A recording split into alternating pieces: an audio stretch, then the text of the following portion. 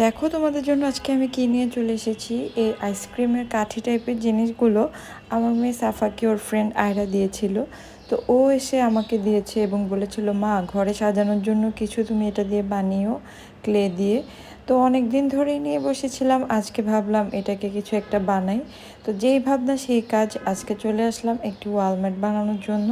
এই দেখো, এভাবে আমি 3 কালারে 3টি ফ্লাওয়ার বানিয়ে নিচ্ছি এবং এই রকম ট্রায়াঙ্গেল শেপ করে নিয়েছি কাঠিগুলো।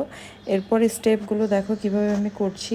একটি একটি করে ফুল বসিয়ে দিব এবং এখানে কিছু পাতা অ্যাড করে দিব। আর এটা কিন্তু বানানোর পরে অনেক সুন্দর হয়েছিল এবং এটা কিন্তু দেয়ালে দিয়েছি, পরে অনেক ভালো লাগছিল। তোমরাও চাইলে এরকম বানাতে পারো। আর আমার এই শর্টসের ভিডিওগুলো তোমাদের কেমন লাগে অবশ্যই কমেন্টসে জানাবে। আর এই মুহূর্তে যারা আমার এই শর্টসটি দেখছো অবশ্যই লাইক, কমেন্টস এবং শেয়ার করে দিও। আজকের জন্য এতটুকু, ভালো থেকো সবাই, আসসালামু আলাইকুম।